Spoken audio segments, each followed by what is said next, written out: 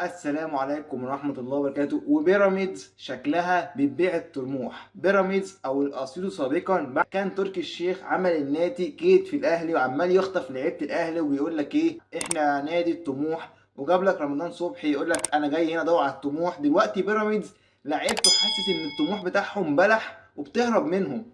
يعني دلوقتي في نجمين من بيراميدز لحد دلوقتي رافضين يجددوا عقودهم مع بيراميدز عشان عايزين يروحوا الاهلي. مش عارف بيراميدز مالها، الطموح بتاعها شكله مشي او خلاص ايه خلص بتاعهم، او بيراميدز اقتنعت ان هي مش هتعرف تنافس الاهلي ولا الزمالك، بالذات الاهلي يعني. دلوقتي بيراميدز اللعيبه بتهرب منها. بيراميدز في لاعبين دلوقتي رافضين يجددوا مع بيراميدز تمهيدا لانتقال الاهلي. يعني دلوقتي في اتصالات ما بين الاهلي وما بين لاعبين في بيراميدز وفي موافقه على كل الشروط، ولكن الاهلي عنده شرط واحد علشان عايز ايه يزعل بيراميدز. يعني ايه، انا هاخد منك اللعيبه وكمان فري. دلوقتي الاهلي اتواصل مع اللاعبين دول قال لهم لو عايزين تيجوا الاهلي ما عندناش اي مانع تيجوا الاهلي، ولكن بشرط ما تجددوش عقدكم مع بيراميدز عشان احنا هنجيبكم فري، احنا مش هنخلي بيراميدز تستفاد ماديا باي حاجه. ده شرط نادي الاهلي. ودلوقتي اللاعبين وافقوا على شروط نادي الاهلي وقالوا لك احنا هنروح نادي الاهلي.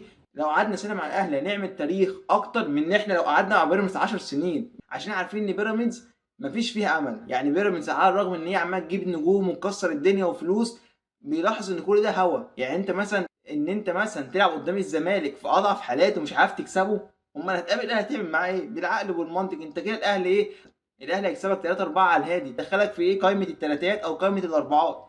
فدلوقتي يا جماعه الناس عايز طبعا تعرف مين اللاعبين دول ومين اللعيبه اللي الاهلي بيخطط ان هو يخطفهم من بيراميدز عشان يدعم فريقه اكتر ما هو مليان نجوم.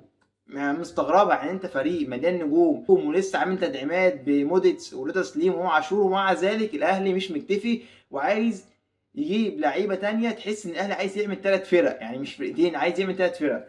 وهم اللاعبين دول يا جماعه لعيب المغربي وليد الكارتي اللي عقده انتهى مع بيراميدز ومش عايز يجدد لحد دلوقتي، واسلام عيسى.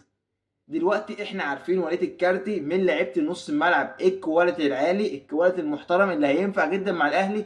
ولكن انا شايف ان الاهلي يعني انت عندك امام عاشور وديانج ومروان عطيه وكوكا وناس تانية. يعني انت الاهلي مكتفي بنص الملعب وعندك قفشه والناس دي. الاهلي مش عارف بيفكر ازاي، انا مش فاهم الاهلي بيفكر ازاي. الاهلي عايز يجيب نجوم فوق النجوم اللي عنده، اللي هو ناوي يحتل بقى ايه، تحس ان هو ناوي ياخد كاس العالم للانديه ممكن. واللاعب التاني هو اسلام عيسى. اسلام عيسى ده يا جماعه مركزه اساسي هو جناح، بيلعب جناح عادي وبيلعب برضه صانع العاب بلاي ميكر، فبرضه ايه لعيب جوكر يعني ممكن ينفعك في كذا مركز. فهم دول يا جماعه اللاعبين الاهلي بيخطط يخطفهم من بيراميدز. واللاعبين اللي لحد دلوقتي بيراميدز بتجري وراهم عشان يجددوا، عشان هي ايه تقول لهم ماشي جددوا وهبيعكم الاهلي، لكن هم رافضين. والاهلي بيقول لهم لو جددتوا مع بيراميدز للاسف مش هتقدروا تخشوا النادي الاهلي. واللاعبين لحد دلوقتي متمسكين باتفاقهم مع النادي الاهلي وهيبيعوا بيراميدز ويقولوا لهم ايه روحوا دوروا على الطموح في اي حته تانية عشان انتوا شكلكم نادي بالونه وخلاص. فدلوقتي عندي سؤال لكل الاهلاويه، هل انتوا شايفين ان وليد الكارتي واسلام عيسى هيقدموا الاضافه للنادي الاهلي ولا مش لازم يجوا قوي؟ ده الاهلاويه عفوا ايه اكتر مني في الموضوع ده. دلوقتي يا جماعه معانا دلوقتي الضحك بتاع نادي الزمالك مش عايز يقف. انا زهقت والله يا جماعه من الضحك اللي بيحصل في نادي الزمالك، من اصوليو ومن اللعيبه ومن الانتخابات ومن المرشحين ومن كل حاجه في نادي الزمالك ما تدلش النادي ده يا جماعه نادي ايه هيمشي كويس. يعني دلوقتي احنا عارفين ان في خناقات على كرسي نادي الزمالك من فاروق جعفر وحسين لبيب وعمرو هريدي، وفي واحده برضو طالعه المعاش جايه تقضي يومين في نادي الزمالك فعايز تمسك نادي بالمره. فدلوقتي عمرو هريدي كل يوم عن التاني عمال يطلع لك ايه ملفات ويعمل لك نفس منهج مرتضى منصور بالظبط. دلوقتي عمرو هريدي قال لك انا اول حاجه كده قالها عاديه هنعديها مش مشكله، قال لك ان حسين لبيب عضويته مزوره وما ينفعلوش ان هو يترشح على رئاسه نادي الزمالك، والكلام ده اللي هو نفس الكلام اللي بيقوله مرتضى منصور، او هو ممكن يكون راجل مرتضى منصور اللي حسين لبيب قال لك ان في حد انا بواجهه تبع مرتضى منصور وغالبا هو قال لك ان هو ما ينفعش يترشح ان هو عضويته مزوره، نفس الكلام اللي كان بيقوله المستشار. دلوقتي مش مشكله احنا ممكن نعدي الكلمه دي. دلوقتي بقى طالع دلوقتي بيقول لك تصريحات ضحك ضحك ضحك.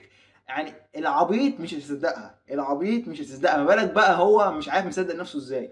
دلوقتي بيقول لك انا اول ما همسك نادي الزمالك انا ثروتي 600 مليون جنيه، اول ما اخش نادي الزمالك احطهم في الخزنه، احل مشاكل القيد، الحجز على الارصده، هجيب كل اللعيبه اللي الاصول عايزها، وكمان هقدر احل مشاكل كل النادي، زائد هقدر اجيب اي لعيب في العالم حتى لو من مانشستر سيتي، حتى لو هالاند. انا سمعت التصريح ده يا جماعه وربنا، والله يا جماعه قال التصريح ده، انا بقيت ببص كده مين هيصدقك؟ يعني انت قبل ما تطلع متوقع مين هيصدقك؟ يعني مين عاقل او مين مجنون هيصدقك؟ انا مش عايز اكتر من كده. وكارثه، الكارثه بالنسبه لي ان هو مصدق نفسه ومقتنع وبيقول لك انا بتكلم بثقه. فيا كابتن هريدي، انا مش عارف يا كابتن هريدي، انت تقريبا نسخه مرتضى منصور برو ماكس ولا حاجه، بس يا ريت تبطل ضحك على الجماهير عشان احنا مش ناقصين. يعني احنا اصلا لو هنجيب هالاند وهنجيب الناس دي كنا عرفنا حتى نجدد فتوح ونحل مشكله القيد، لكن انت هتيجي انا معايا 600 مليون بتضحك على الجماهير برضو. نفس كلامك ووعودك للجماهير نفس كلام مرتضى منصور. فبعد اذن حضرتك، انت اخرك تقعد على جنب وتقول ايه انا به ابن بيه والكلام ده، واحنا اصلا مش ناقصين. يعني بالعقل يا جماعه، احنا مش ناقصين ضحك يا جماعه. ايه اللي هجيب هالاند دي؟ يعني انا اصلا انت لو رحت لهالاند قلت له الكلام دون، اقل واجب اقل حاجه هالاند هيجري وراك بالمعاش كده في وسط الشارع.